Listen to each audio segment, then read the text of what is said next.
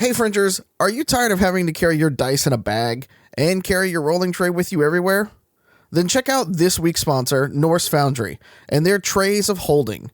They carry several sets of your precious gemstone or metal dice, also available from Norse Foundry, as well as gives you a felt padded area to roll all in one convenient tray. You can check them out at norsefoundry.com. And this episode is brought to you in part by Hexwood Forge, creators of original acrylic spell templates, mini risers, spell effects, and many more useful items for your IRL tabletop games. They even have custom nerdy flasks for when you need to bribe your GM ahead of your next session. Wink. You can check them out at hexwoodforge.com. And finally, if you're looking for amazing dice like the ones we use on this show, look no further than Morag's Dice.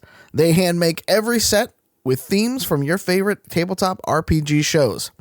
These bespoke dice ship from Canada to just about anywhere in the world.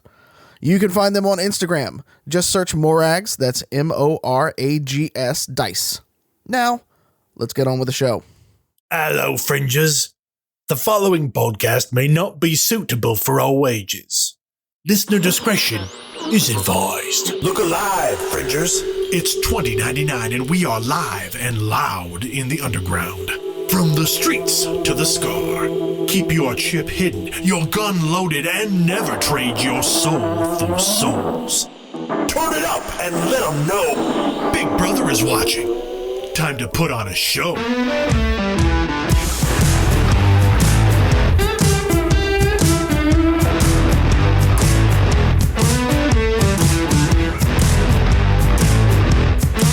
Last time on Neon Trails, Sam and Mox prepared for the Rover Rumble, while upstairs in the Kinglsayer, Dog explained gambling to Bee and Drall.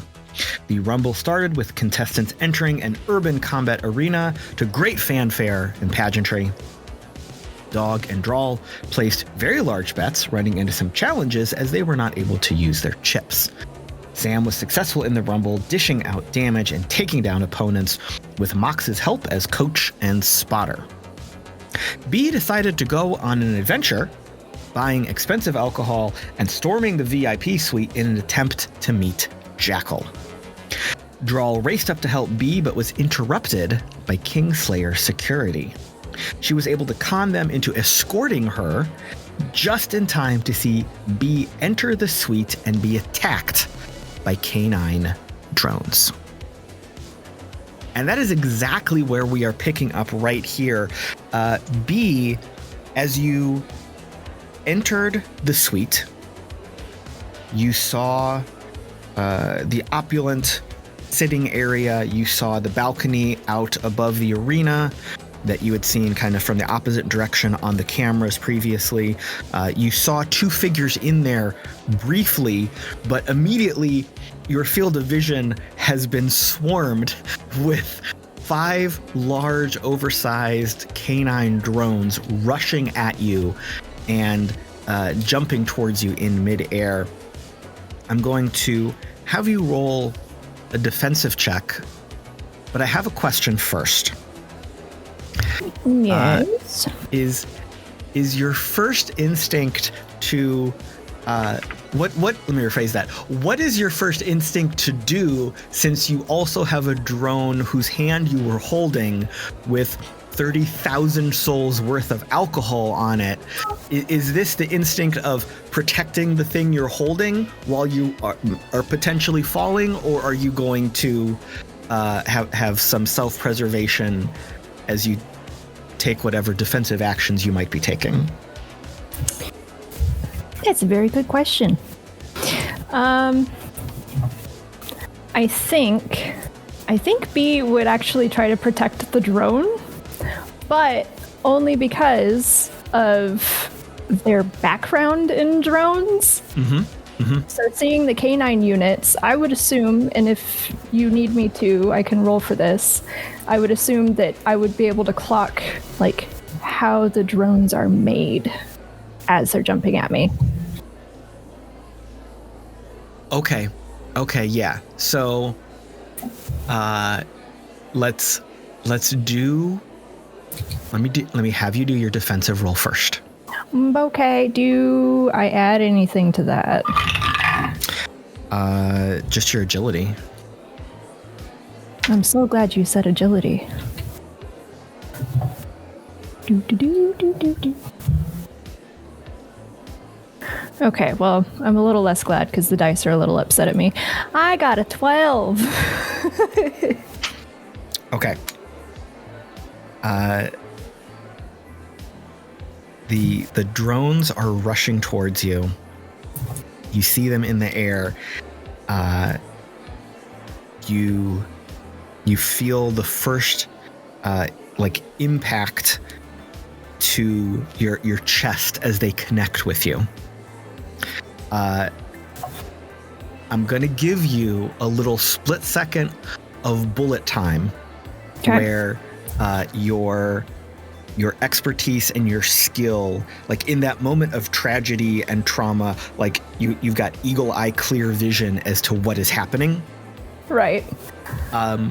So I'm going to have you make for me an either electronics or engineering, whichever is your forte. Fantastic.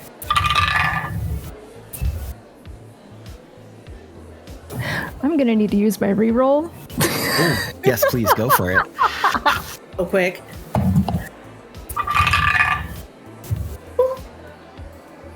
Oh, that's much better. Okay, so I got a 19 plus 5 because I have a 5 in both engineering and electronics. That's going to be a 24. Okay.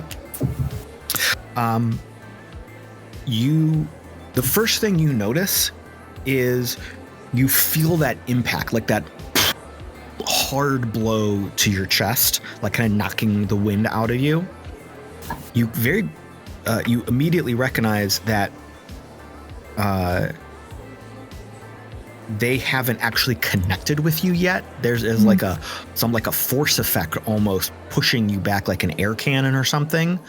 And then you're like, oh, that's weird. And then bam, they connect with you. And you are taken down by one of them is now standing on your chest, like with their forelegs, pushing you down on the ground. And then another one each has pinned your arms down, one on each side of you. Okay. You very much admire the craftsmanship of these drones. Even in this moment of brutality and surprise, the wind being knocked out of you, suddenly, after kicking open the door with all frivolity and passion, now you're on your ass. Your bell's been rung, your head hit the ground hard. So you're definitely seeing some stars here. These drones are exceptionally well made. They're quadrupeds, they are canine. They're built like their haunches, their forelegs are a little bit beefier. They're very aggressive, very large. They haven't yet hurt you, like other than knocking you on your ass. Like they haven't dug any claws into your skin. This is very clearly a stop the aggressor protocol. This is like something bad happened, stop it. Okay, so B is, while admiring all of the detail and craftsmanship, is going to start, because I'm assuming they have like paws right here so that I can, right? So for both of the dogs on the sides, I'm going to start like petting the back of their paws, like, oh, hi, doggies. You look so beautiful. You have like 2 gen past servos in your legs, but you know, I can't fault your creators for not having the best of the best. I know who could fix those up for you. I know your security. I was just trying to talk to some of these people up here with some dewussy. You see a figure kind of at the periphery of your vision, not coming closer to you, but kind of circling the perimeter a little bit to assess the situation. And your vision is a little bit cloudy. Your eyes are crossed a little bit from the stun of being knocked onto the floor, but As you focus a bit, you see that this is Jackal. You recognize the over-exaggerated kind of brick cyber eye sunglasses. You recognize the oddly metallic dreads that have been pulled back. And you see that they seem to be inquisitively trying to figure out the situation.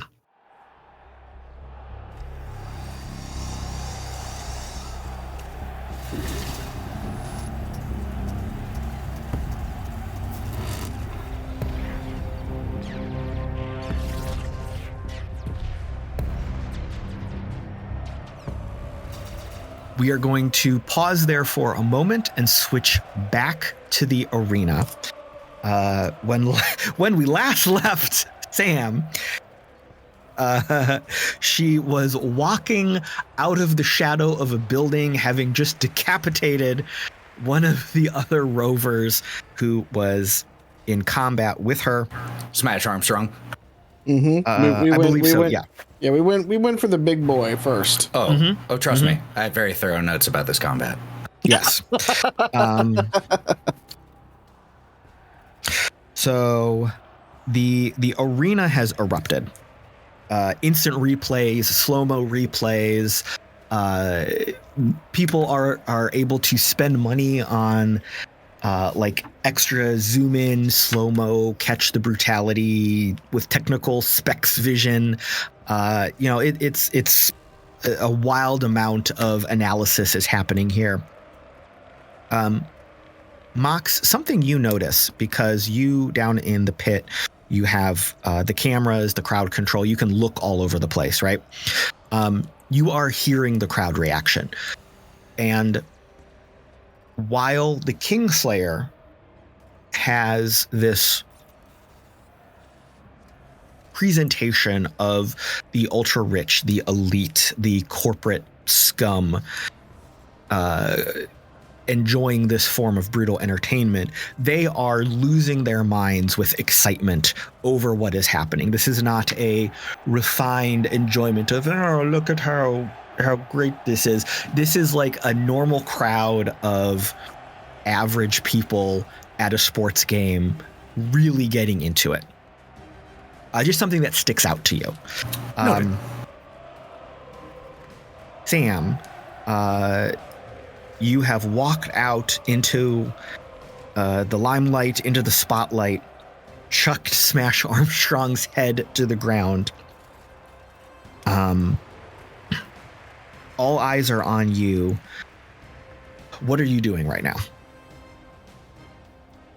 Staring, because if I remember correctly, a lot of the other competitors were off where I had thrown a dumpster and missed, I think. I think it was a dumpster we threw. But there was a big-ass fireball.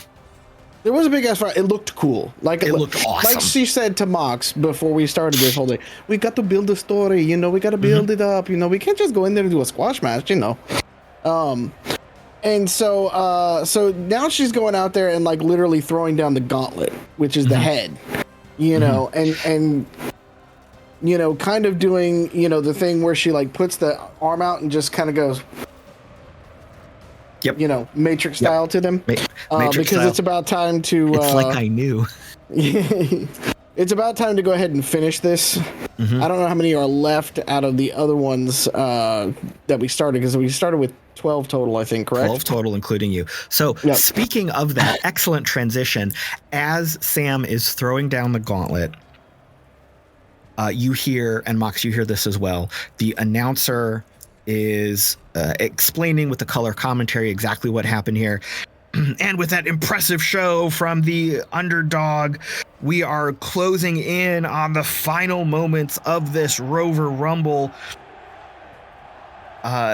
Looks like all we have left looks like all of our remaining competitors are squaring up to see how this ends. And what we see here is, Sam, as you are standing there with Santa Muerte, a spotlight focuses in on your remaining competitors. We have Slammer Time with the giant, massive hammers. You can quickly see that Slammer Time has taken a lot of damage, lots of sparks, lots of bad. Some of the body armor is hanging off a little bit, but still in the fight. Gladiator Rex, who you had previously targeted. Again, worse for wear. Helmet is askew. They have lost their net, but they still have their electrified trident. We have everyone's favorite Iron Chef, Creme Brutale.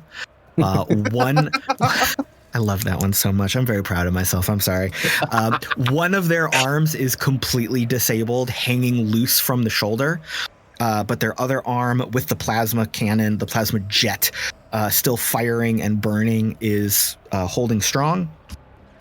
And then the number one competitor, Great Red, the definitely not a street shark, is standing center stage. They walked in with holding the best ranking. They were defending their title. It doesn't look like they've been touched at all, other than some minor scuffs here and there. So basically the five of you are sizing up for whatever's going to happen next. Okay, so I thought I had killed Great Red, but that sucks. Because that's who I was going to try to do the shock and awe kind of thing. I'd be like, yeah. It's like, hey, number one contender's down. Like, I think you had targeted Great Red with the dumpster toss, or maybe it was a bus. Mm-hmm. But out of all of those amazing crits you got last game, that was the one time it didn't work out. That's fine. That's fine. So is everybody trying to square off against Great Red, or? Right now, this is that moment where, like, the rest of the arena has gone not dark, but the lights have dimmed, and there is a spotlight on each of you, and it's kind of like the 5 points of a star. At various points, it's not like you're all on even footing. A couple people are like up on a little bit of elevated terrain, like one person's like standing like in the remains of a building. Like you're in the same general area. You're all kind of in that moment of calm right before everyone starts swinging. Like no one knows exactly who's going to go for who yet. That moment of anticipation is heavy. Okay. Sam's going to hold out her arms. If the crowd is loving this after she like threw down the gauntlet kind of thing, she's going to kind of like twirl around with her arms out a little bit, and then maybe even like stick one up to the sky and kind of twirl the finger around a little bit. Just, gotta get people excited for it and stuff like that. And then she's going to take off and start running at Great Red. Perfect. She ain't no bitch. She knows who to kill. You absolutely hear the crowd react. Can I just say really quick, in your head as you start, or in your head/radio, as you start running towards Great Red, Mock's just going, no. Strategy! We're talking about this! Okay, so give me your attack roll as you are charging down Great Red. Let's see. Let's flavor this a little bit, though. Let's flavor this a little bit. What kind of weaponry does Great Red have on him again? All you have seen so far is the giant, oversized shark jaw contraption that is like mounted on their back and shoulders. You have seen them mostly grappling and in fisticuffs with other fighters, trying to like bite off pieces of their armor. He's just a street shark. It's just a street shark. He's just biting people and ripping them apart. It's just street sharks. I had a moment of nostalgia. Not a street shark. Illegally distinct from that, but very resembling that. I would say it's Temu Street Shark, but like that is what 125% more expensive now, so we can't pay for that either. Yeah, we can't afford that one. Yeah. Okay, so here's what we're gonna do. We're gonna feint the attack. Ooh, we're gonna run at him like we're going to like spear him, Okay. But we're gonna go around him. Okay. And if this connects, we're gonna German suplex on his fat head, basically. Oh, I love it. Okay. So let's see. And we have some re-rolls, which we will make well and good use of if need be. Because this is a cool moment that we want to work. Okay, that's not bad. That's not bad. The highest I got was a 19. All right. So you rush towards Great Red. You see him moving to intercept your rushing attack. You see him trying to like drop his shoulder to catch your midriff and like punt you and like push you up, punt you backwards so he can take a big chomp out of you. You felt that was coming. You stop, you pivot, you move to like basically I'm gonna take the left arm and just kind of like smack it in where like his abdomen would be as a way of like stopping my momentum or slowing my momentum enough to grab the other side or grab around the waist. And then we're gonna suplex him behind because we're gonna go to the mat on this one. If we got a brawler, we're gonna get a little technical with him. And as you connect to wrap your arms around and try to bring the suplex together, you are suddenly surprised by a combined attack from Gladiator Rex and Slammer Time coming in out of left field, hitting both you and Great Red. So your attack connects here, but then you're both like knocked sideways into a building. Do I get the suplex off? You were kind of interrupted mid-suplex. Okay, even if we're standing next to each other kind of thing, if we're kind of like crumpled in the building, I just look down and go, Suplex City, bitch. Mox, down in the arena, down in the pit, in your captain's chair, in your coach chair, you watch this happen. The counter attack from Slammer Time and Gladiator Rex happened so quickly. It was like, oh my god, like it came out of nowhere. You didn't have a second to react to it. I would like you to give me a perception check. Not great. 5. Sorry. Cool. 7. Cool. You are hearing. You've kind of got 3 versions of events happening at you simultaneously, because you can hear the crowd upstairs. You can, and they're reacting to this blow that came out of nowhere with shock and awe and surprise. You hear the color commentary from the announcers. You are also getting the input from Sam in like your field of vision, because you're keyed in with her as well. So you kind of saw, as you were watching, you kind of had her point of view on one of the screens, and as that was slammed aside, like you're like, oh, you're kind of like you're knocked out of the way for a second, like it's almost like you felt it.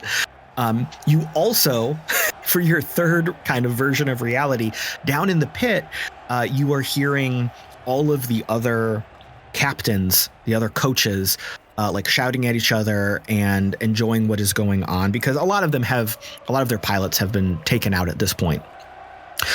So you hear some like shouts of encouragement as they are supporting some of the remaining competitors.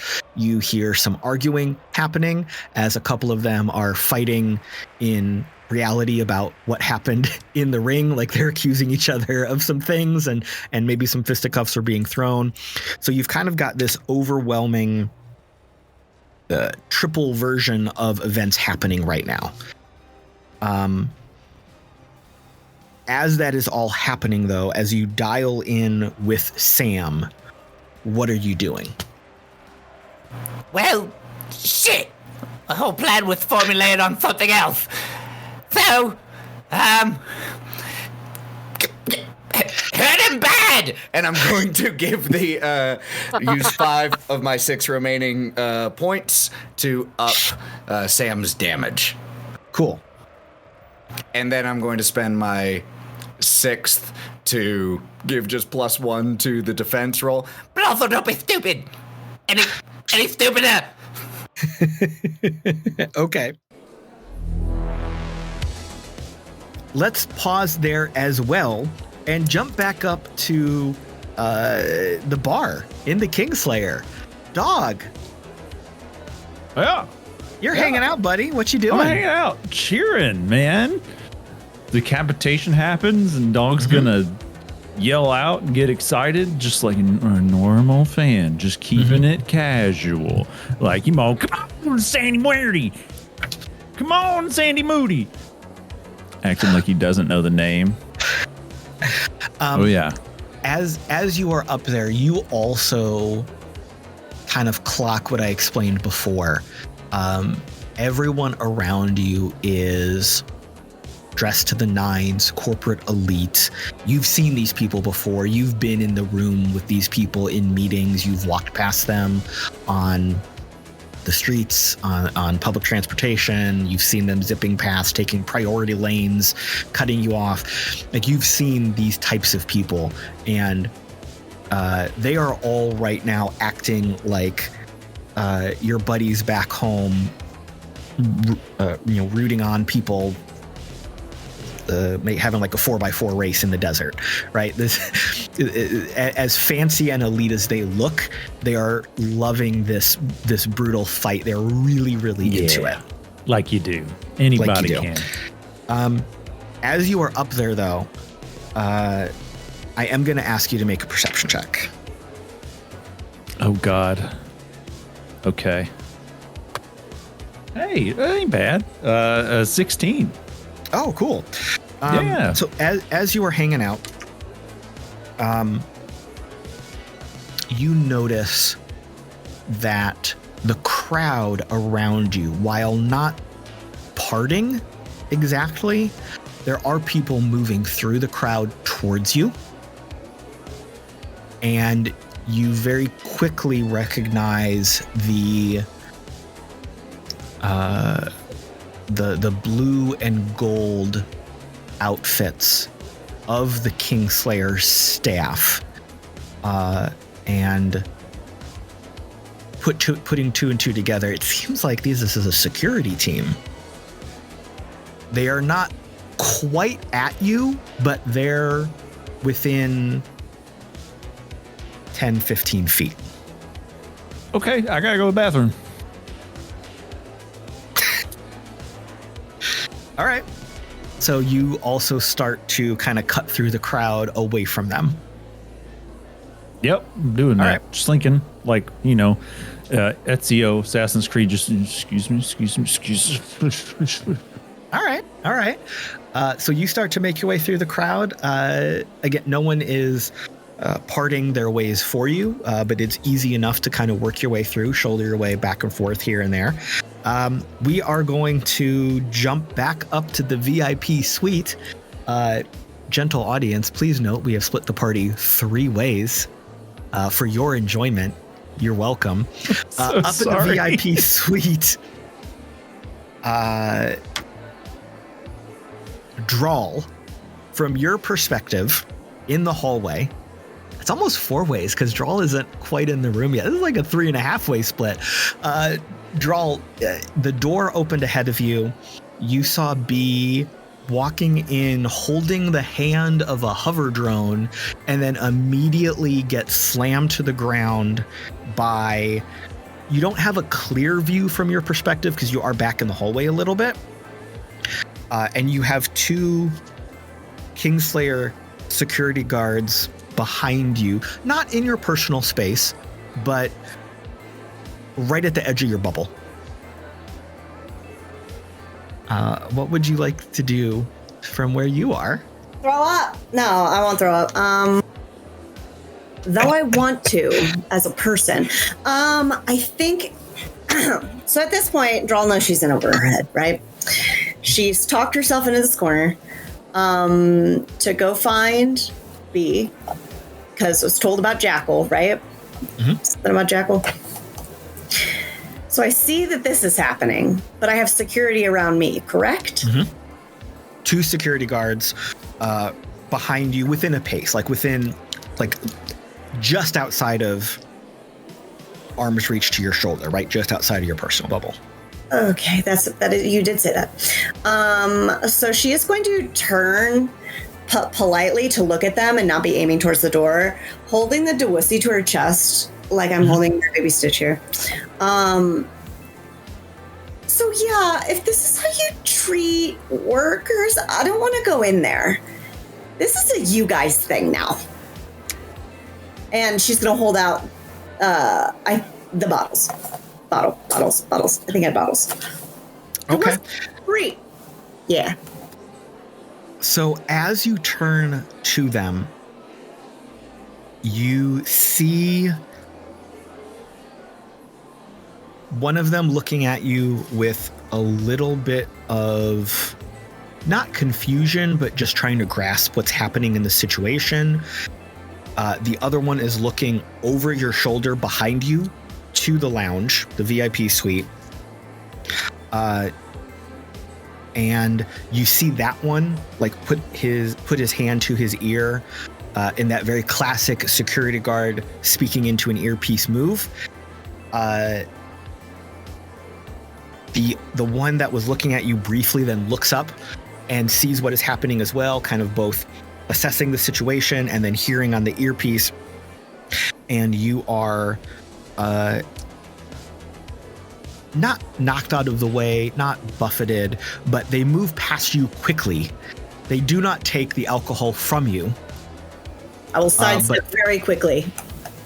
But they are now running towards the VIP suite. Bee, you are on the floor.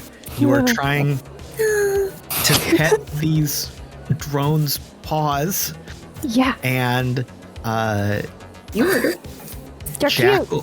Jackal is kind of right at the periphery of what is going on here.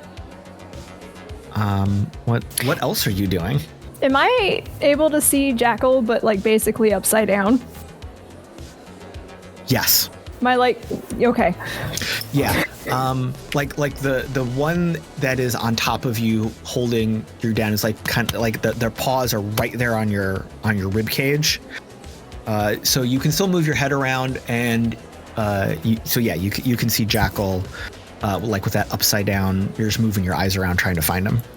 Okay. I'm gonna locate Jackal and then go, oh, hi, Jackal. You don't know me. I'm very excited to meet you. I brought 3 bottles of Dewussy because I figured you were a high-class person, and I'm also a high-class person. Don't be fooled. I know I don't look it. But I wanted to know, is this your security team?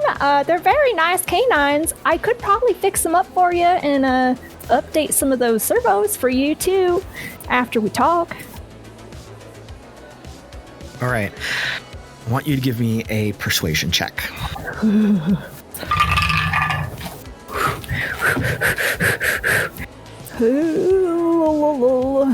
I got a 12. All right. You see Jackal with their body language, look at you, cock their head to the side, and kind of squat down on their haunches. And then cock their head to the other side. Very much the I'm trying to figure you out kind of body language. As they do that, I'm going to be like, your cybernetics are so fracking beautiful, dude.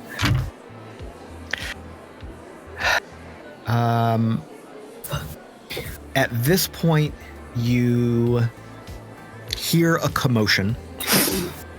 You can't exactly see it from where you are pinned on the ground, looking around like you can with your limited mobility. But you hear a bit of a commotion. You hear someone, unfamiliar voices, asking what the situation is, if assistance is needed. You hear another voice that you do not recognize, not nearby.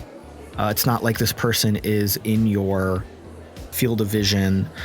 You hear snapping angrily, and then the people that entered the room, you hear another bit of a commotion, and they leave. Drall, from your perspective, the two security guards rushed past you, rushed into the room, so they are blocking your view of Bee pinned to the ground. You heard them announce themselves as security. You heard them take command of the situation. Kinglsayer security, everyone stop moving. We're here to help this. Well, we're here to resolve the situation. And then there was a pause, and then they both turned around. Yes, we're sorry. We understand. We apologize on behalf of the company. You have our apologies. All right. And they walk down the hallway. They walk past you, and they exit. The hallway is now clear. The door to the VIP suite is standing open. You still see Bee on the ground. You see another figure kind of halfway crouched near-ish to Bee. And that's kind of it. You also see, remember this long hallway was like where all the suites were. So there was like a whole bunch of doors to other smaller suites. So you see a couple doors like slide open and people like looking out Nosy Nelly style, like what's going on. And since there's nothing super entertaining happening, they go back in to watch the fight.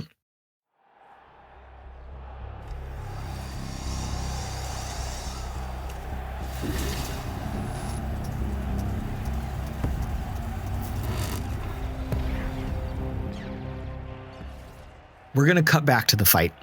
Oh my God. Sam, you just got rocked a little bit by the combined attack between Gladiator Rex and Slammer Time. You did have like that grapple initiated with Great Red. Then you were both knocked to the side. Picking up in that split second moment, what are you doing next? She'll look at Great Red and start to pick herself back up, and she looks down at him as she's getting up, and she goes, "I'll be back for you in a minute, bitch." And then she'll take the scythe out. And which was the one that hit her? It was both Slammer Time and Gladiator Rex. Which one's closer? I'm going to say Gladiator. They're both right there. Okay. It's scythe time for them. Okay. Yeah, because she's not happy about that. You took a cool moment. Okay. All right. They did a thing, and she doesn't like that they did the thing. Nobody puts baby in a corner. Right. All right. Or the side of a building. At all. You got any more of those nat 20 dodges on you? Not right now. Okay, well it's gonna hurt then. That's a 21, a 21, an 18, and a 17. All three connect. Delicious. Where's my other D12?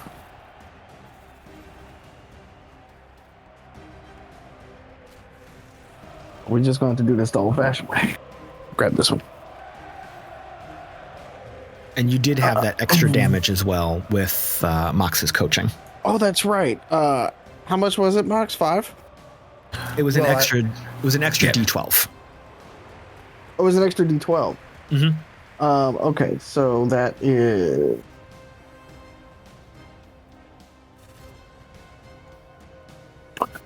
So that is 9 damage to the head. Okay. On the first one. Gotcha.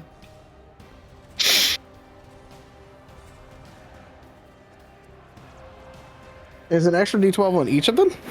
Yes. Oh, God. 21 damage to the body. Okay. And another 17 damage to the head. All right. Tell me how you are dismantling Gladiator Rex and eliminating them from the fight. She will come up. Get him, them!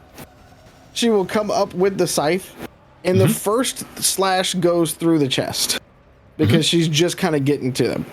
But then she will swing sort of whirling dervish style almost in a little bit, and the last 2 will connect with the head unit and knock it completely out of play. Perfect.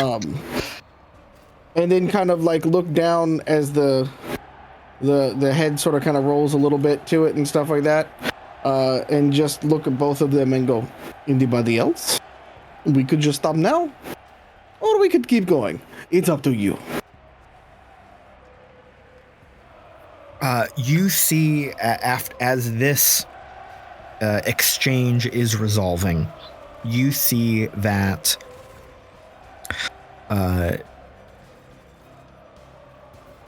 Slammer Time with his hammers is engaged with Great Red, and they are kind of duking it out. Slammer Time is like using it's the very classic fighting a monster animal in a B movie scene where he's got like one of the hammers jammed into the jaw, kind of holding it open, and then he's trying to like bring the other one around to connect with Great Red, but Great Red is like trying to like fight back and push back against one of his arms. And then Creme Brutale, who only has one remaining arm and is very much damaged, very badly damaged right now, is circling around trying to get a clean shot at either of them. Mox, down in the pit, you hear the celebrating.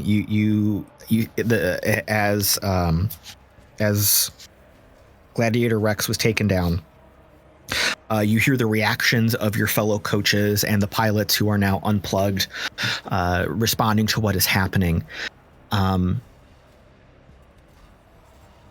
Out of the corner of your eye, you see a little bit of extra movement as 2 of the Kinglsayer staff, who you previously saw like doing final checks and approvals before the fight started, approaching you.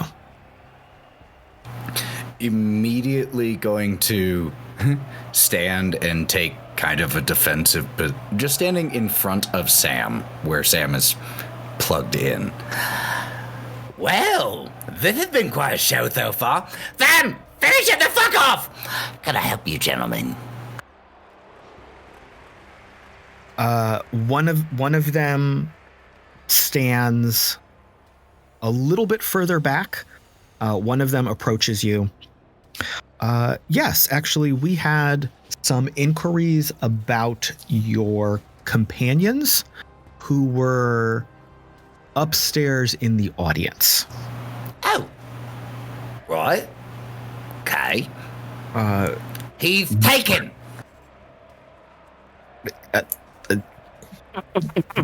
Stumbles over his words from an. Oh, not that. Sorry. What specifically? Sam, watch out! We were very much concerned with some of the behaviors we have seen and observed, and we just wanted to make sure we could serve you as our guests properly and take care of you. So we wanted to Did one of them have an allergic reaction to something? No, nothing like that. Just some behaviors we've seen are against what we typically see and expect of our audience and our guests. We wanted to escort you to one of our private offices to have a conversation. The fight won't last much longer. It wouldn't be fair to take away the engineer. Just give me a few minutes to finish up, and then, yeah, we can go to a isolated room with no witnesses or cameras, I assume. Yeah, sounds great. But can I please just take 90 seconds? Sam, no, dodge, please, leave me. Didn't even communicate that last one to Sam. That was purely performative. Can you give me, I guess, persuasion, maybe? Great. I have a fantastic charisma. Even 10. Okay. It's with a -3. So you are kind of spitting and spluttering, trying to figure out what is going on, trying to understand the situation, trying to keep an ear and an eye on the camera as to what is going on with Sam. And you then hear an uproar from the other pilots and coaches, like interfering with what is going on. Like, hey, wait a minute, bad form. Hey, you can't do that. We're in the middle of the round. Hey. And you see that it's not like a brawl is breaking out, but you see that there is a little bit of camaraderie between you and these other pilots and coaches. And they're very much like interfering without throwing hands. My dudes. And did that.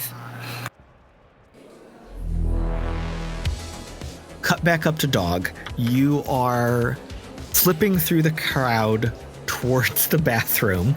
You see that out of the corner of your eye, you see that the 2 security guards are still making their way towards you. They are now a little bit more aggressively following you. Like previously that was like, oh, let's just kind of mosey on this way. And as soon as you clocked them and started moving, they started moving faster as well, right? Do you want to continue trying to actually go to a restroom facility, or do you want to try to bluff and get somewhere different? Like, what do you want to do?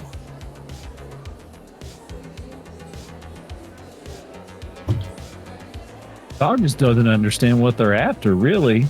But how far away is the bathroom? You see a couple signs, like restrooms this way, flashing arrows in neon. Okay. Is it crowded that way? It's not crowded, okay, but there's a crowd. It's not like there's a ton of people there, but it's not an empty corridor. Okay. Oh man.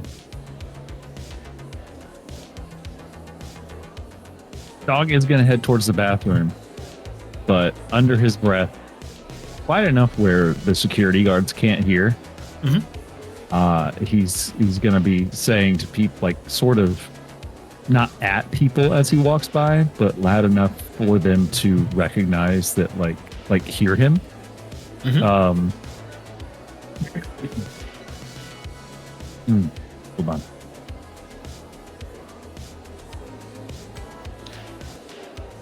How's my mic? Are we good now?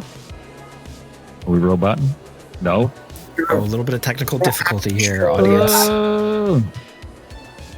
You sound like a robot, though. Dog the robot. That would immortal dog. Robot? Look, Mox installed an experimental voice modulator and emphasis on experimental.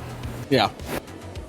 I just want you to sound like one of those narrators from one of those romantic books. This is just Dog's way of disguising his voice. Talent. They- It's pure talent. Try unplugging and replugging back in. More They've effective got- than whatever Superman did. 1 second. Document. Well, damn. Well, now. So sorry, the gremlins have traveled across the room. Oh, that's about as much as I can get away with, I think. Is that better? Yeah. Hey. Smooth. Well, like I was studying. This was a Foley work. let's out the microphone supposed to be sound. All right, so you were talking to Dog was talking to some of the people in the crowd he was walking past through. I talked to them, just talking and hoping Talking and at knowing them. that they'd hear me. And I'll just be like, oh man, they're walking. Somebody's got a bomb on the other end of in this area. Somebody's got a bomb. Somebody's got a bomb. I just don't panic. That somebody's got a bomb. Give me a deceit check. Okay. Ooh. Deceit. Oh, good. I have a -3. I'm tempted to use my points, but I like role-playing failure. Not that I failed. 15. It's a 15 total with my -3. Every time you come at me with "oh shucks, this roll's bad," it is so much higher than I expected to be. I mean, I wanted to hit it out of the park here, man, but it's okay. Well, you know, There's a bomb in the building. So not immediately, not like wildfire spreading through a crowd, but you very quickly hear a couple people picking up on what Dog is putting down. You hear a couple people reacting. One person like, what's happening? And it starts to pop up. It starts to react. And very quickly, the people in your immediate vicinity are, it's like that panic talking of everybody talking to each other at the same time about what they have to do, what they heard. You almost in real time, you are seeing the evolution of this rumor you are starting, how it changes, you know, that game of telephone, the details change. No. And you see, like, no one is running, no one is sprinting away, but the crowd is very quickly moving and shifting. That amoeba mass of people is changing where they are. The two security people are not swept away in a crowd, not pushed back from you, but it is much more difficult for them to move towards you. And you also see them like, again, hands to ear, trying to relay information and get new information. How's the vision here? Is it like 6 feet and you can see like a sea of heads type of thing? Yeah. Imagine being in like a very crowded concert venue, sports arena at the break time between sports things, and everyone's trying to get a beer and nachos and take a piss and get a hot dog at the same time. All right, I'll step this up a minute. Okay, I was gonna crouch down at about 5 feet, about 4.5 feet, and he's still gonna be like, "Oh man, there's a bomb. There was a bomb in this area of the building. Oh my god, they're talking about bombs. Security's talking about bombs. Ask them. Oh my god." And that feeds the fire. You are stoking this this rumor here, and it's starting to pick up, and more people are, again, not scattering instantly like, oh my god, and running, but they're very concerned, and they're trying to change direction, move out of the area, find an exit. Oh, this is gonna be bad. Somebody's gonna drop a bomb. Oh, it's gonna be bad. And let's go back to the VIP suite. Drall, you are alone in the hallway. The door is still open. You see Bee pinned to the ground. I really don't want to do this. She's got to walk that direction. She has to. Holding the Dewussy in front of her. Mm-hmm. She is going to enter in Dewussy first. Dewussy distributor. Oh, good. The other 3 Dewussies are here. Oh, Bee, there you are. I'm glad you have the other 3. Hey, All right, Drall. So, Drall, as you enter in your situational awareness, you take in the scene very quickly. You see the 3 canine drones pinning Bee to the ground. You see the figure that you have recognized and identified as Jackal sitting on their haunches, kind of up on the balls of their feet, kind of tippy toes, but still, sitting back down, crouched down. Right there, kind of out, like right at the edge of the circle almost of where Bee is pinned to the ground. You see another 2 canine drones who were on, not quite flanking Jackal, but over by them, immediately snap look at you as you enter the room, kind of like a proximity alert, but they do not move. Their attention is on you. They are locked in. And then you see the other figure in the room who was previously lounging on the balcony watching the fight. You see them standing in this like kind of anteroom, this foyer, this lounge area, leaning on a bar counter with a very annoyed look on their face. This is Frederick Lebon, the other fixer that you recognized and saw on the cameras on the screen. As I described last time, they are the epitome of smarmy French stereotype, very skinny, perfectly tailored suit, black on black, vest, tie, little pocket square in the suit jacket.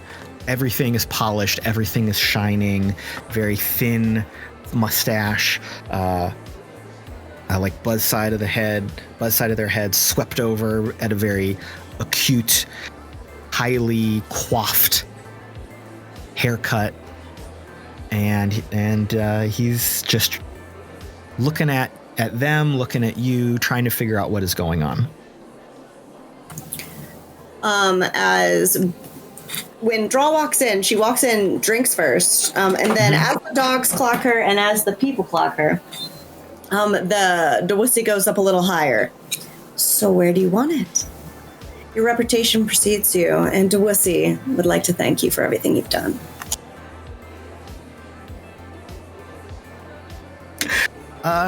You give me another deceit check. Let's keep this ball rolling. God, that's such a little deceiver. Oh, okay. It's 18 on the die, so I'm just looking for my. I get a +7 to that. That's 25, right. And it did take me that long to count that up. All right. So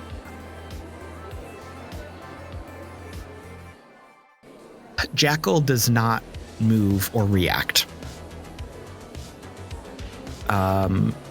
They looked up at you, but that's it.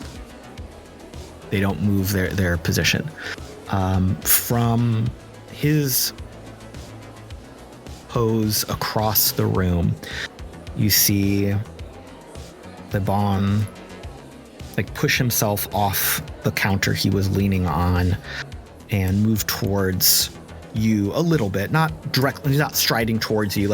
It's you, Bee on the ground with the dogs, Jackal off to the side, and him on the other side of the room, kind of in a line. So he's moving towards you a little bit, but Bee and the drones are still in between you and him. And he looks at you with a very smarmy, kind of sassy, looking down his nose at you kind of vibe. And he sighs. Well, I very much love the balls I'm seeing here on this situation, but last time I checked, I don't believe you're part of the distribution chain. So I'm very curious to understand what's going on in this here encounter.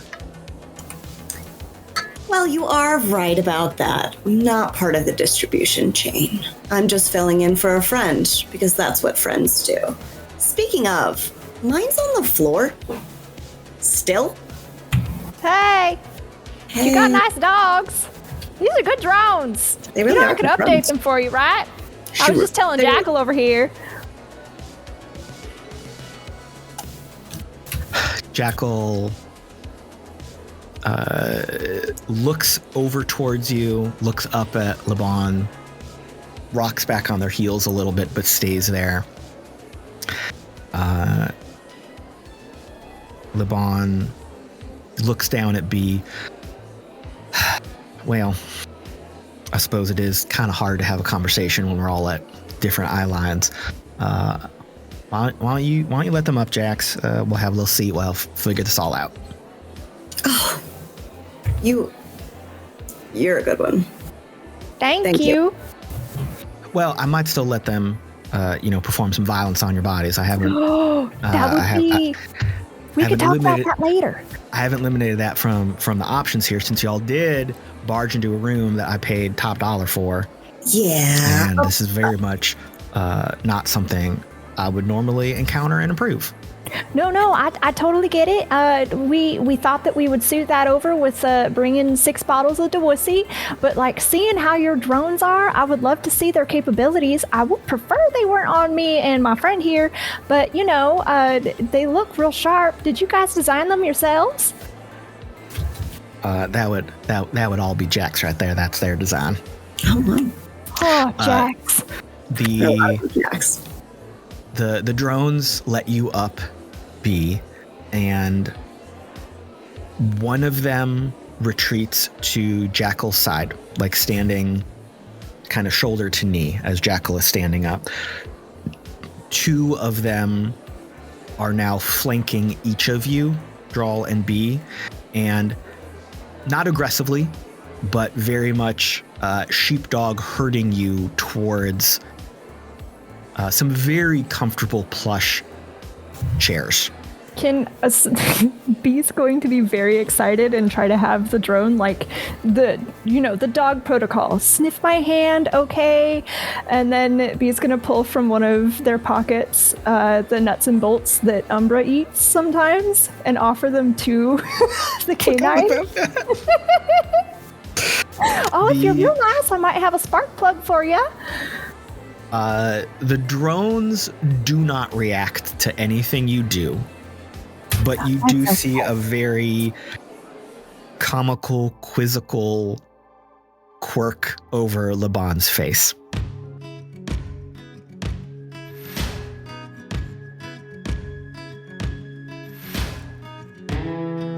Hey there, Fringers. Ethan, aka Mox here. Are you in need of another actual play to occupy your time? Need something else to listen to while you're doing laundry or dishes? Then come on over to Go Buff Yourself, home of the City of the Crimson Tower and the Wild Beyond, 2 ongoing and very different campaigns. We've also got Mothership and a bunch of other one-shots there just waiting for you. And if you need additional incentive, Lauren plays a stoner turtle in the Wild Beyond.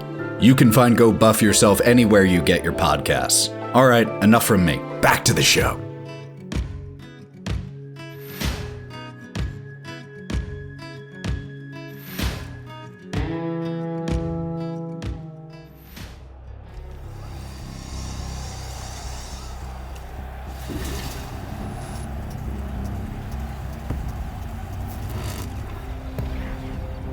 Let's cut back to the arena.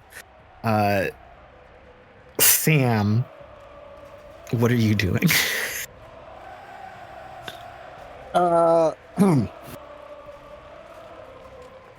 I don't like this this plasma thing that the chef's got going on.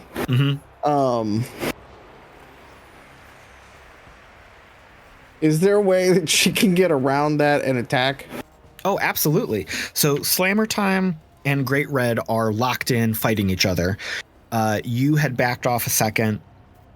Creme Brutale is kind of circling. You can tell that they are hesitant to engage with you, but they're also trying to find the right opportunity. So you can absolutely take an aggressive stance. Like I said, they've got one arm completely disabled, dangling from wires and cables. The other one is active, and they've got like that built-in plasma torch in their palm that they can ignite. Not like lightsaber blade, but to attack with and Drall's burst. mad because she either misunderstood or didn't know she could bring a combat shotgun into this. So she's gonna take it out on them. Okay. We're gonna do this gladiator style, and so I sweep the legs and finish them off. Okay. Give me an attack roll.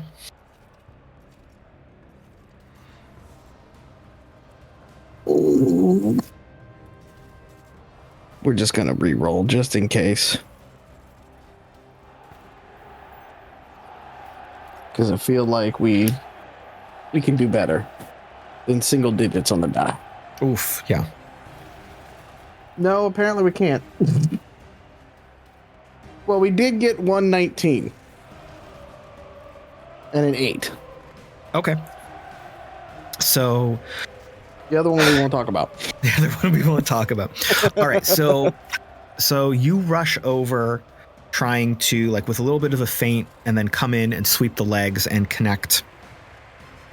Creme Brutale, in a surprising feat of agility, dodges backwards, and then so you do not connect, but then they drive towards you like open hand palm strike, trying to connect with you. So give me a defensive check.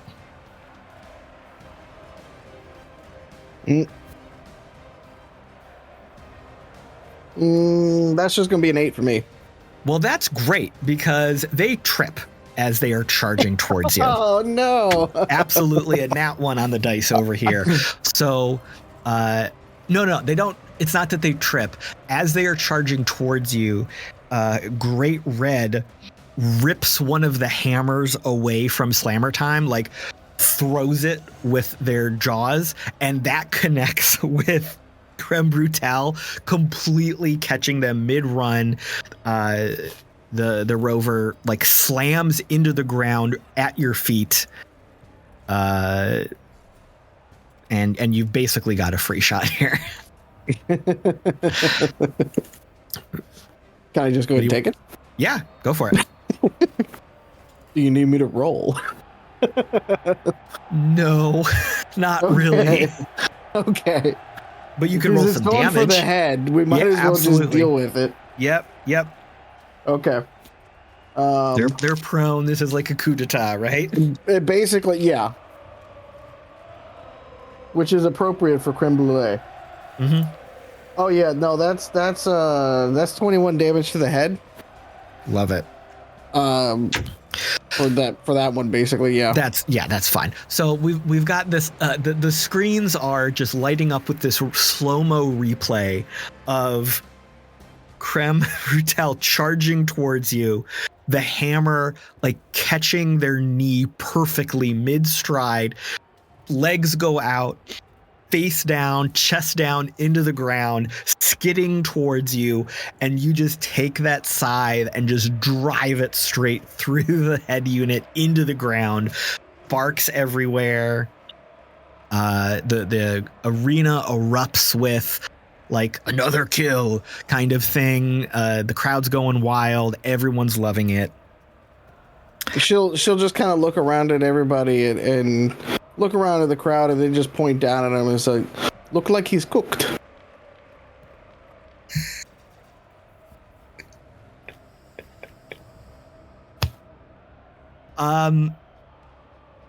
Great Red charges you.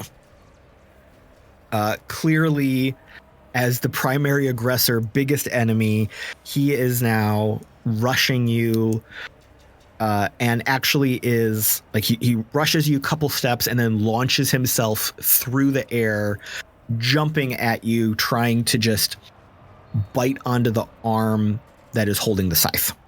Well, check me, KD ratio up at the top of the leaderboard, baby. What'd you get? I got a 13. I got a 18 on the die. Nice. All right. So, midair, as Great Red is surging towards you, you dodge out of the way. He lands on the ground almost like superhero pose and skids a little bit, kicking up concrete and dust. Slammer Time is now right behind him, trying to swing his remaining hammer into you as you were like dodging out of the way. He's trying to bring that hammer to where you are in that moment, right? Boys, it's been a little bit since I've been courted. Just, this is a lot for one woman in here, okay? Just, let's just talk about it, okay? And at this point, the arena is like running your voice feed as well for the whole audience to hear. We're just going to start talking shit now. They are just loving it. So give me another defensive check. That is a 16 total. Yeah. 15 on the die. So it's you're able to bring your scythe up just in the nick of time, meeting the hammer. Sparks fly.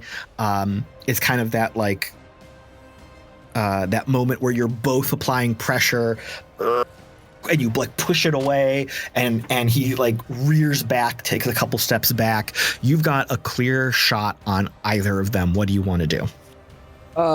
She's gonna look at Hammerman over there, and she's just gonna kind of be like, "Look, 2v1 on the big guy. He's already got you down one. I could finish you off right now, but I'm gonna let you live. You can come in second place today. How's that for you?" And then she's gonna swing around with the scythe at Red Boy over there. Go for it.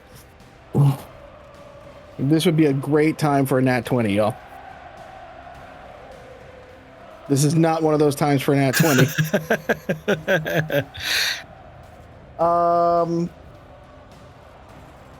Well, let me ask you this. What'd you get on your defensive roll?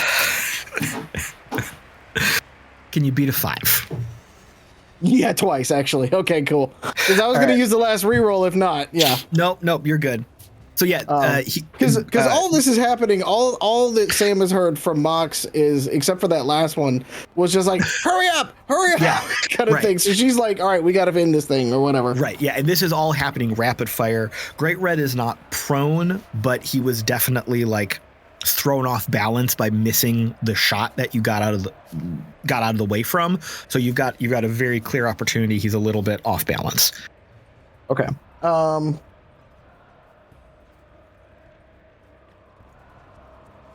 So if we're gonna do off balance type stuff, then we're gonna do 31 damage to his left arm. Oh my god, yes. And then we're gonna do another 17 damage to his right arm. And then those were the only two that hit. Those are the two that connected. All right. Yep. So you see that perfect opportunity. I've said it a couple times, but like that bullet time, perfect opportunity from how he's a little bit off balance and you're able to come right in. You completely sever the right arm.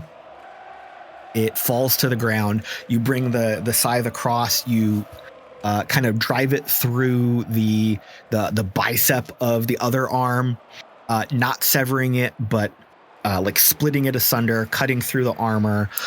Sparks are flying everywhere, and with that one remaining arm, Great Red like rolls backwards and is like pushing himself back away from you. and you see that you see the arena like flash with a like a bright red warning, not a warning, but like an announcement of him resigning from the fight. Oh, did the baby get hurt? It's okay. Every warrior's time comes. And the announcer's like, "Oh my God, this is unprecedented. Great Red has voluntarily resigned from the fight." And everyone is losing their minds. So it is you, and you turn from taking Great Red out, you turn to Slammer time.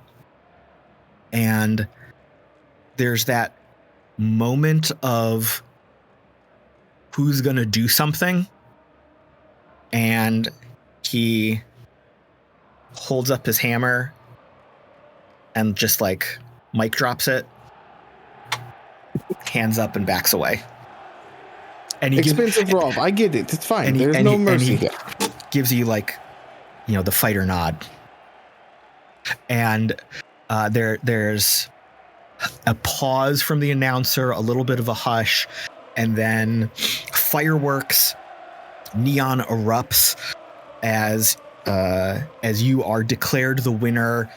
Your name, your Santa Muerte's image flashing across all the screens. The underdog coming in, taking out the champ. A stranger coming out of nowhere. Everything's going crazy across the entire arena. Mox downstairs in the pit. Chaos is erupting. All the pilots, all the engineers are in awe of what has just happened. They are crowding around you and Sam, trying to congratulate you, ask you where you came from, ask you what's going on. Some of them are giving you like that begrudging respect. A couple of them are like storming off from like Great Red's pilot gets up from the table, yanks the cables, throws them on the ground, yelling at their coach, like accosting them. You can see that conflict happening across the room, storming off. The two security guards that had been talking to you are like being pushed back bodily from you by the other competitors, and everyone is crowding around you and Sam. Thank you. Yeah. Oh, thank you very much. No, well, when they don't expect much from you, you can always surprise them. You have to set, sometimes false, low expectations. Are those two guys, like, they still around? They are not gone. They haven't left, but they are, again, being like bodily pushed back. Like they're doing that thing where they're trying to get through the crowd to you, but there's just no physical way. And Sam is still plugged in, yeah? I think in this moment, as this is happening, as we're kind of catching up these different narratives, like she is just finishing the blow. She's just about to come out, but she hasn't yet. So, yeah, Mox is going to take advantage of this little bit of chaos through the congratulations and all of that to buy time for Sam to get out of Rov's state, because Mox is not going to be fully capable of handling this by himself. I don't think it'll end well for Mox. So self-preservation kicking in, someone a little bit more charismatic, please. Thank you very much. Yes. Oh, I mean, isn't she amazing? Never a doubt. Hope you didn't bet too heavily against us, eh? Anyone here make a lot of money? Anyone?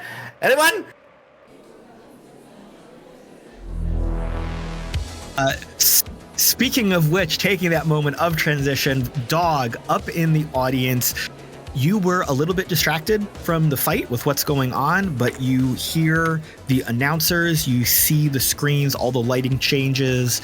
The neon is overwhelmed with announcing Sam as the winner.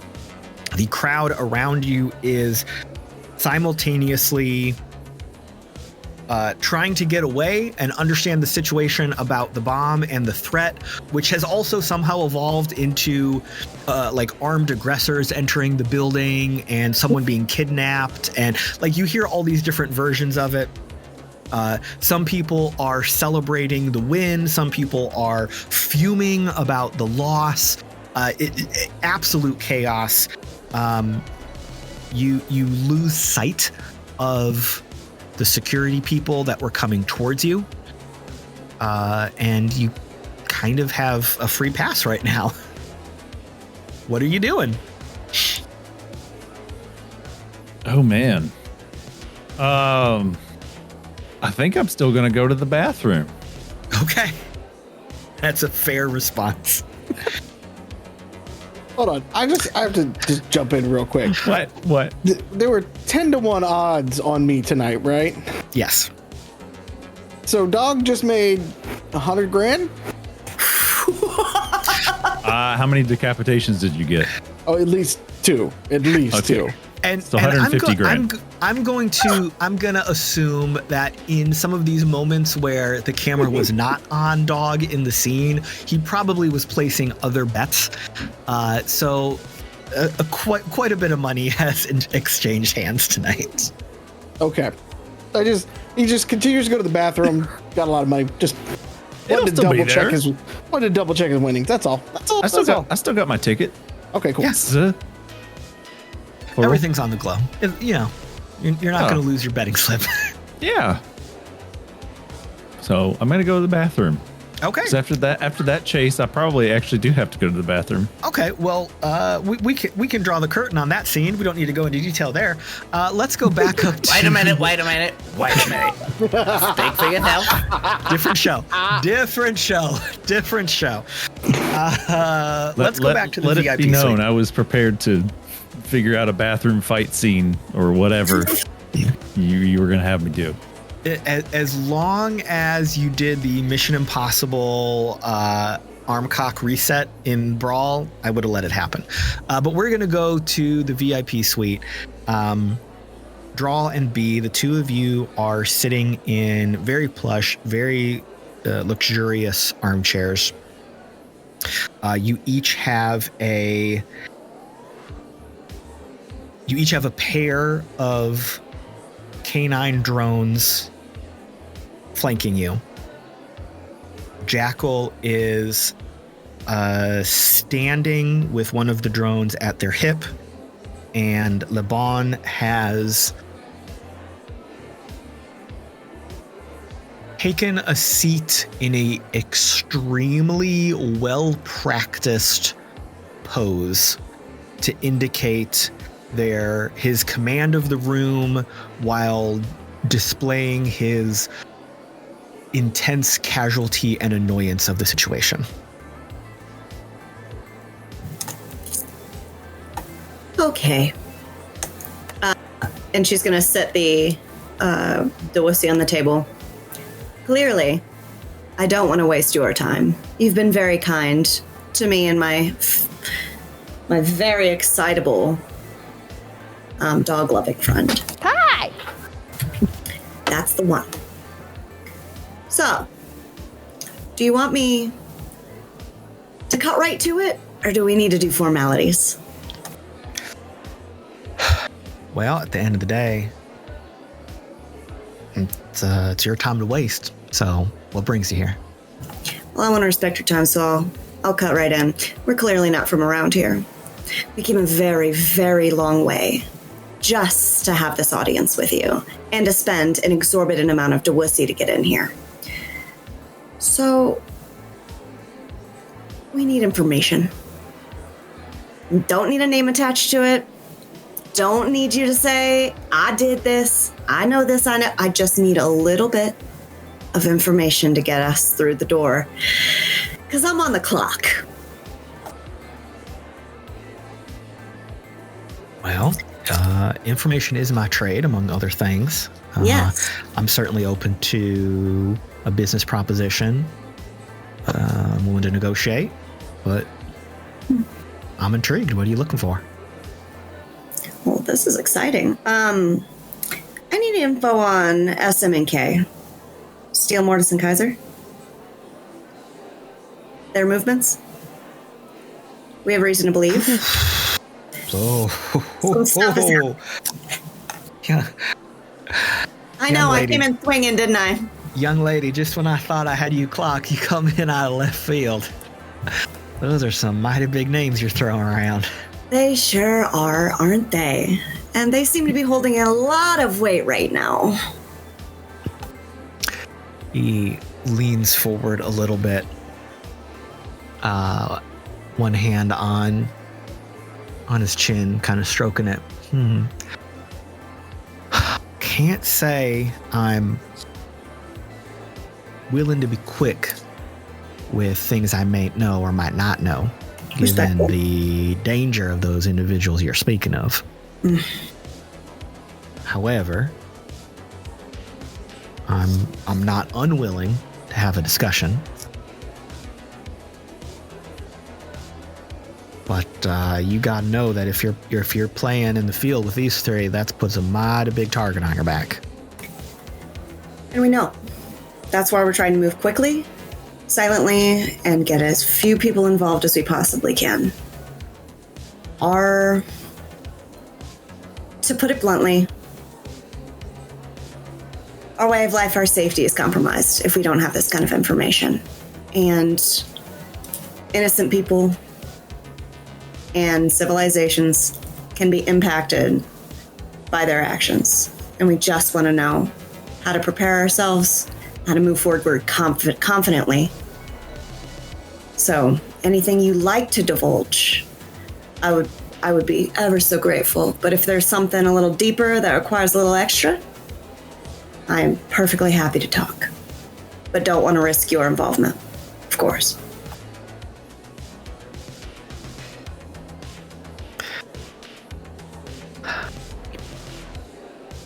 All right, so from a mechanical standpoint here, I feel like Drall is being incredibly truthful. Laying it all on the line.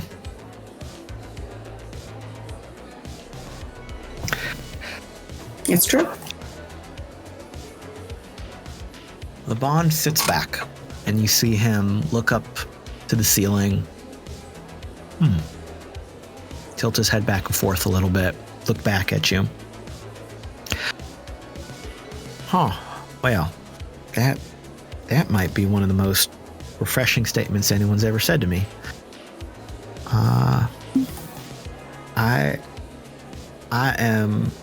I am astounded that as of yet in my line of work and industry, we have yet to cross paths. Are you some sort of newcomer on the scene? No. Are you someone who's been working in the shadows and not making themselves known? Because I feel like you got some weight and intelligence behind you right now. Well, thank you, friend. I do like to move quickly and quietly. Don't like to be perceived, because once you're perceived, you know how it goes. I just want to do what's right for the life I know, the people I care about. And that's why I'm here. And as you say that, you see him very pointedly look to Jackal.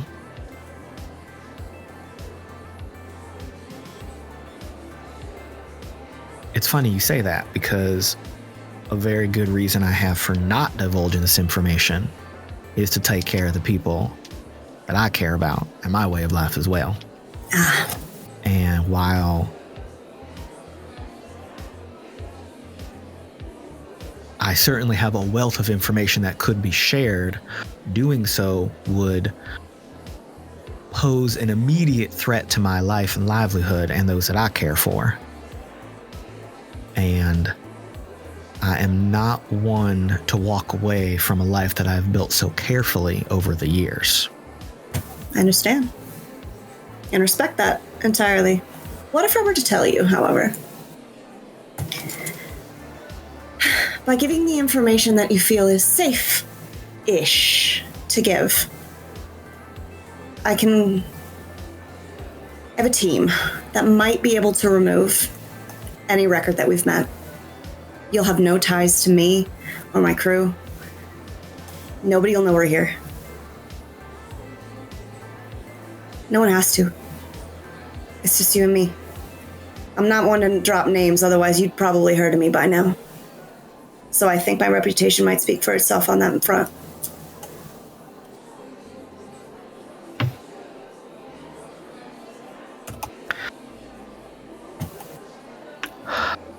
I'd like you to give me a persuasion check.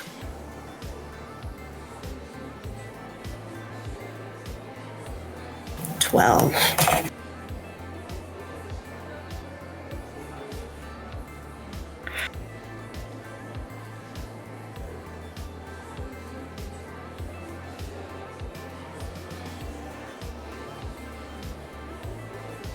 you see that he is in deep consideration of what you've just said. He has his hands clasped in his lap. He still strikes you as taking up a very practiced, refined pose, though. Like, he's very aware of his body and his language and how he is portraying himself. Although he is clearly responding with consideration to what you are saying.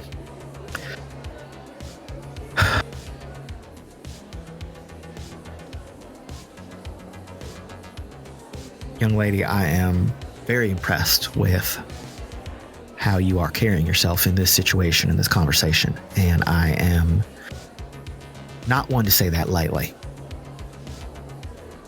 This line of work is very difficult to develop a skill in over the years, and you clearly have put in the effort, which I respect. But anyone can say these things. And as an individual who has spent a lifetime building a very careful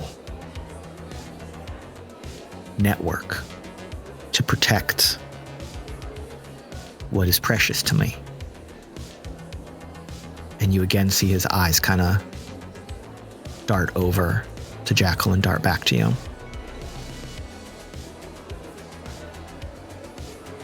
I am not easily persuaded without some facts to support what can be done here.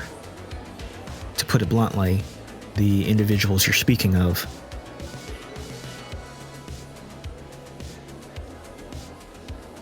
can and will execute kill orders at the drop of a hat.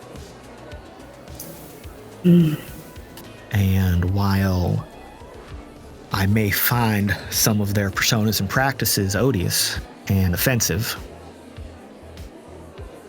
there is still a situation where they are the biggest people in the room. And I am not one to step on those toes for fear of being retaliated upon. you deserve to step on some toes, especially if those toes tend to squash you underfoot, along with the rest of us. I respect your words, and I respect your time. I hope you know that I cannot walk away from here without something to know that our future, as they are threats to all of us, is at least got a glimmer of hope. And I am begging at this point for a compromise. I wish no ill against you. My folks don't wish any ill against you. The only thing we want, point us in the right direction. That's all we need. No one has to know we were here. But of course, I will respect what you have to say. And if I do leave here, I expect you'll be hearing a lot about me. And you'll know who they're talking about. Because I have to find these answers.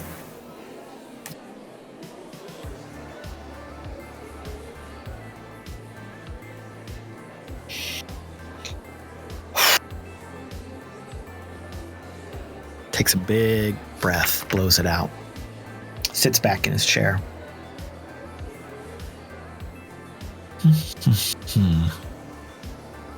Stands up, walks to a wet bar, pours himself a drink. Swirls it in the glass, holds it up to the light, looks at it, drinks it down.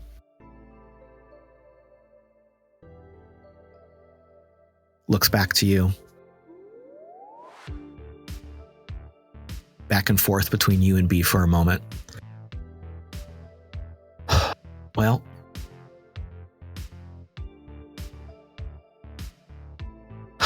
I can certainly say that this has been an interesting conversation. And there is a great deal to contemplate and consider as we move forward from this moment.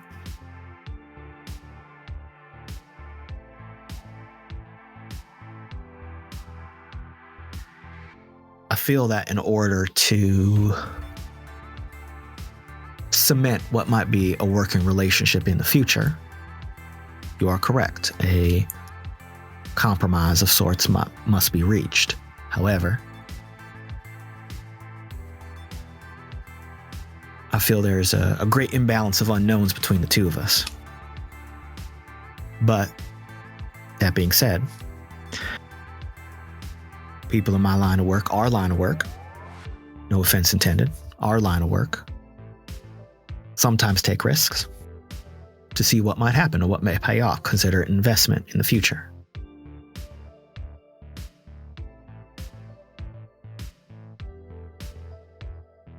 As long as those investments are well protected, private, between two co-workers, two friends, who knows what might happen.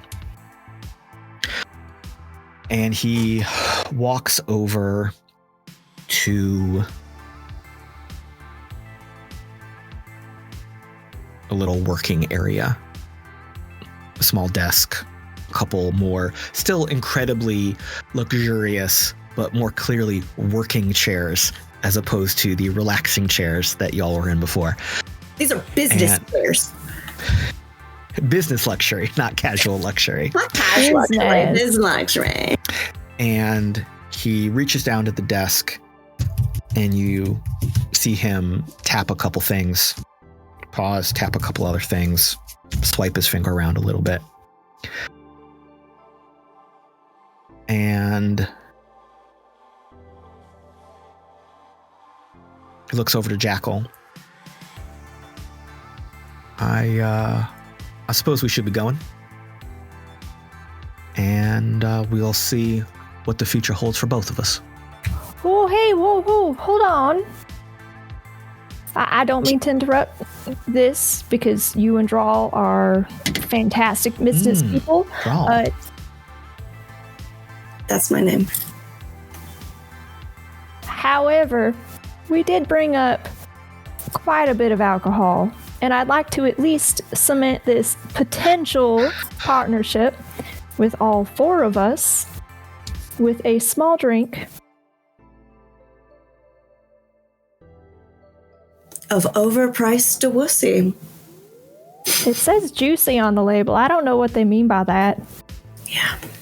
A little above our brow there. He chuckles. I presume you bought that downstairs as part of that ingenious ruse to bring yourself up to the suite. This establishment, while pretentious and entertaining, is not one known for authentically expensive and well-made beverages. Do you If have y'all- something that you would suggest? I will let y'all enjoy what you've purchased, and maybe another time. And he taps the desk knowingly, walks out of the room. Jackal falls into lockstep behind him, and the drones follow after them. Bye, Jackal. You're so cool. And thank you, she says to the dog drones, because she knows they can hear her. None of them respond to your goodbyes as they leave. The door is still wide open. You see them walk down the hall and exit the door that both of you originally came in through at the end of that hallway. Drall is going to close the door with one hand, reach to the table, grab a Dewussy, pull the top off of it. Well, fuck. Cheers, baby. You did something. Woo! Are the two of you chugging that straight from the bottle? Straight from Yes. the bottle, baby. We high class in this place. We're also taking a selfie of that and sending it to the rest of the group. Or at least anyone to PB. Duh. Could I have maybe a determination check from both of you? Oh, hell yeah.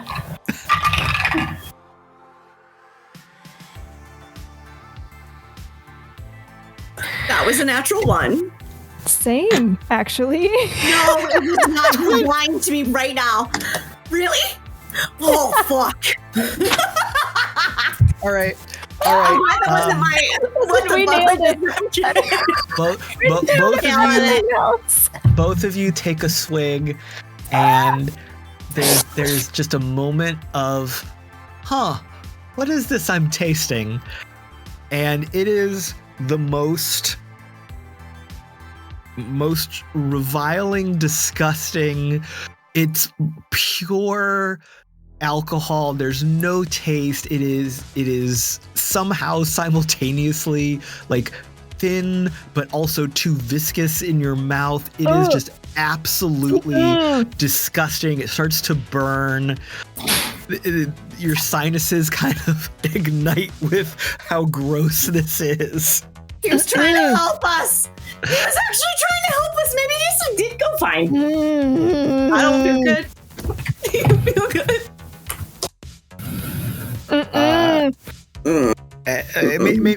Time skip a quick second forward here, as maybe you have both resolved that situation in an unseemly way. The two of you are in this room alone. What are you gonna do? Search the wet bar, I guess. The desk is there, but I don't wanna. You wanna look at it? We should probably look at it, right? Hold on. Oh, sure. Do they have cameras up in this VIP suite? God, I hope not. We Can were we never check? here. Cameras. Right. GM. They paid a lot for this room, right? Yeah. B, I think you are still trying to understand the non-fringe, the non-wastes world right now. If that is based on what has happened here, I think that you're not sure, but based on what Dog was telling you, what Mox was telling you, what Sam was telling you, you kind of have a little bit of paranoia instilled in you. Absolutely. And you're just kind of assuming there's cameras everywhere all the time recording everything. They have to pay for that.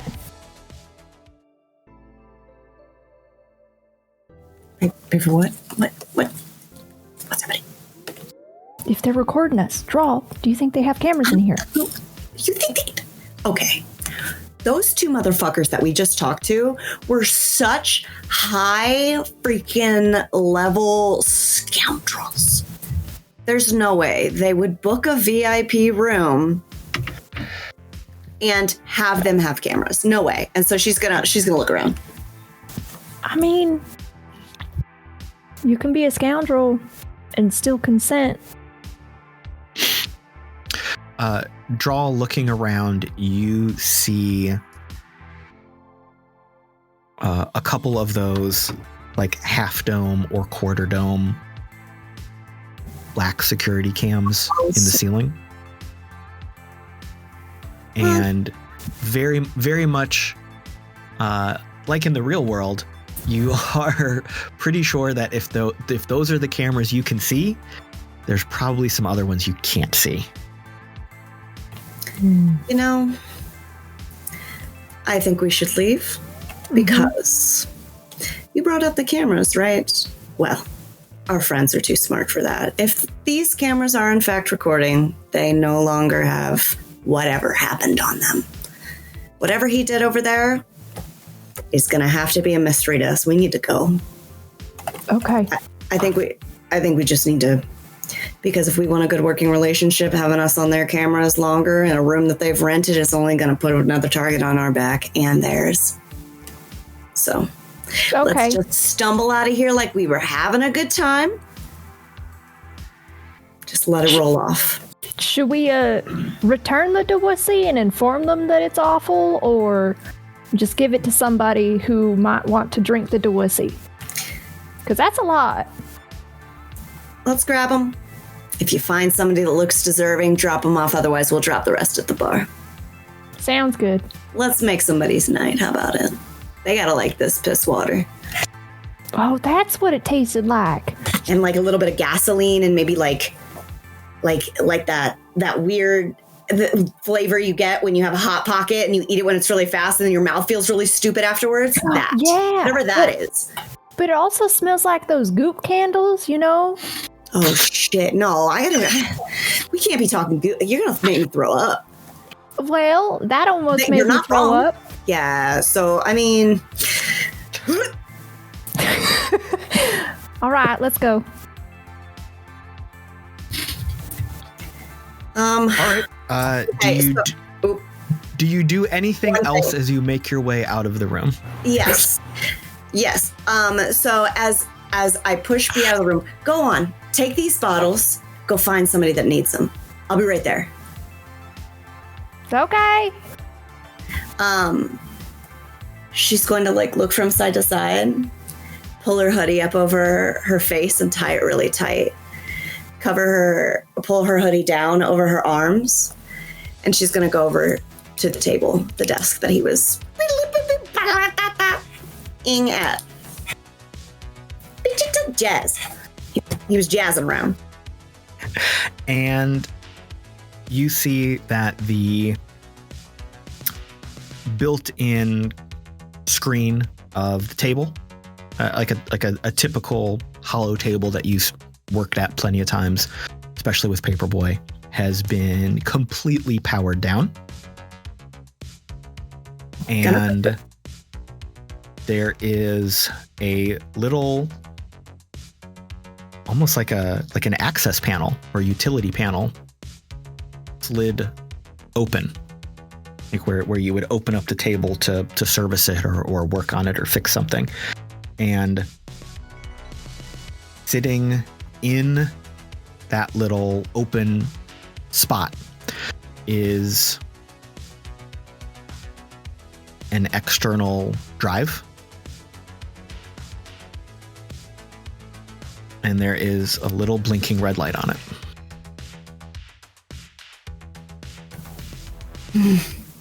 Gonna snatch it and pocket it and leave. And as you leave and walk down the hallway with B, you are kind of brought back into the rest of reality. While the suite was not completely isolated from the events happening in the arena, the intensity of the conversation you just had really kind of locked you in, and you zoned out the rest of what was happening. And you walk out this hallway, you exit the VIP area, and you are accosted with the visual and auditory celebration of the fight that has occurred. You see the screens blaring Underdog, Santa Muerte, Yes! winner across the board. You see replays. You see like a compilation of all the kill shots Sam landed, like rapid fire boom kind of montage. And you hear the color commenters discussing who this Underdog is, where they came from. That's great. You see them, you know that thing in the news where they're trying to like vamp and stretch out a thing that they don't have any details of? That is what's happening here. Like, who is this person? We saw them walk into the arena today, and there's a shot from like outside the Kinglsayer of Sam and Mox talking to the door guards when they were like registering for the fight. Who is this dark horse coming from the fringes? Blah blah blah. Like just completely trying to make up content almost. And as you are trying to like wrap your head around what just happened, and you feel you clutching this external drive in your hand. I feel like you grabbed it and you're kind of buried that hand in your hoodie pocket, and you're not quite sure what to do with it yet.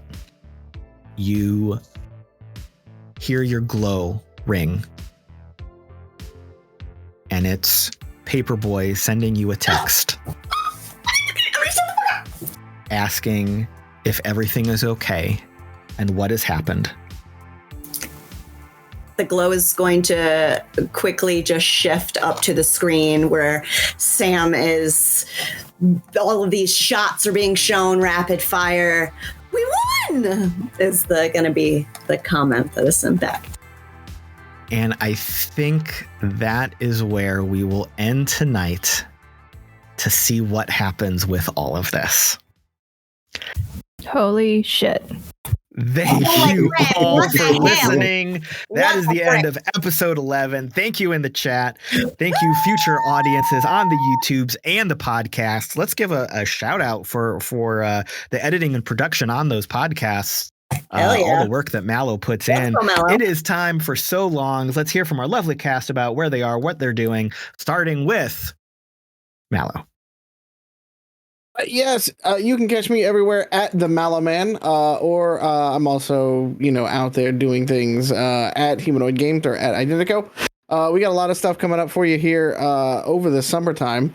And then I've also got a few other streams that are happening with friends here on the show, as well as friends who just raided us coming up very soon.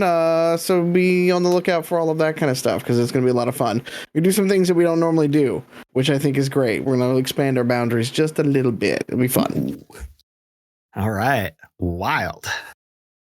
Hi, you can find me with my nose in a book and in Mallo's studio and behind some lights and cameras. Yeah. Big things ahead. Keep an eye out. I'll let you know. Give everybody else love. I'm Wildling011 on everything. Goodbye. Pete. Well, hello there. I have two places you can find me. The first handle is on everything at The Real Dewissy. DEW Ussy. And then the other handle is at The Caleb G. I DM a lot of stuff, and I'm really good, so go follow me. Thank you. Lauren. What's up, guys? You can find me trying to regulate my nervous system in unprecedented times At 95% Lauren, as well as Thousand Faces Cosplay. I'm usually here on Twitch, either here at Identico or over on our page, Thousand Faces TTRPG. Just trying to escape any reality, really. So come do some escaping with us. It's our favorite. Okay, you're awesome. And that's it. And also drink water and hug yourself for me. Okay, bye. And bring us home, Ethan. Like Lauren said, you can find our actual play streams on Twitch, Thousand Faces TTRPG, or the narrative play campaigns on our podcast. Go buff yourself anywhere you get your podcasts.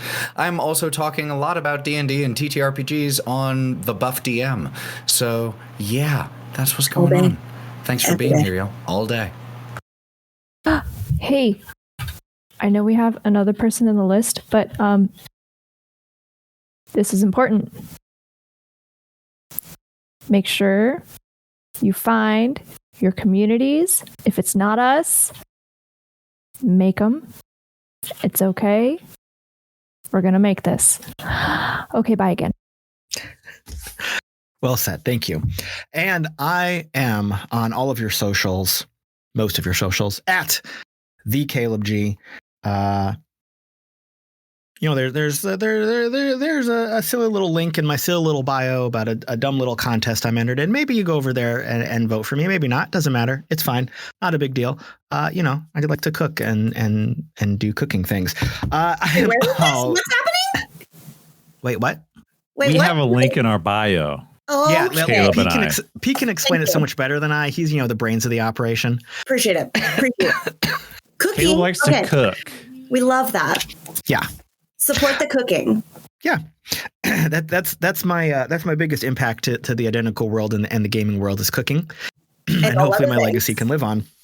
You can find me right here for all things Identico, here and there with Farm to Fable, and taking up a lot of space in the archives of the RPG Academy. Speaking of which, barring the collapse of society, Acadicon 2025 is confirmed November 7th to 9th, Dayton, Ohio. I think this is the 13th year, right? 13th annual year. I'm pretty sure. I'm bad with numbers.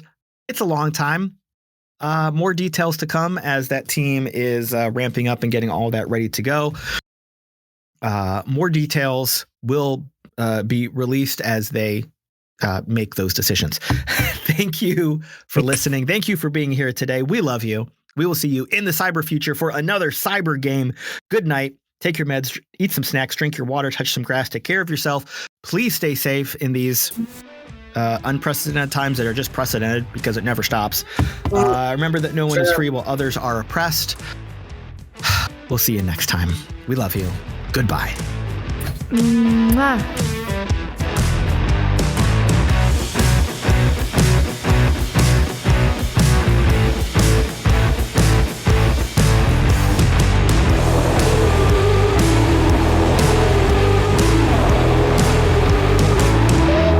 Neon Trails is Ethan as Mox, Lauren as Drall, Pete as Dog, Wild as Bee, me, Mallo, as Galen, and the Caleb G is our game runner. You can learn more about the game we play on this podcast by going to www.playidentico.com. You can join us live for these sessions every Tuesday at 6 p.m. Pacific over on twitch.tv/Identico. And you can watch along with past episodes and see additional content like how to play videos over on our YouTube channel, youtube.com/Identico. Finally, you can follow along with us on the socials at Identico on Twitter and at Humanoid Games on Threads and Instagram. Thanks for listening, everyone. We'll see you next week.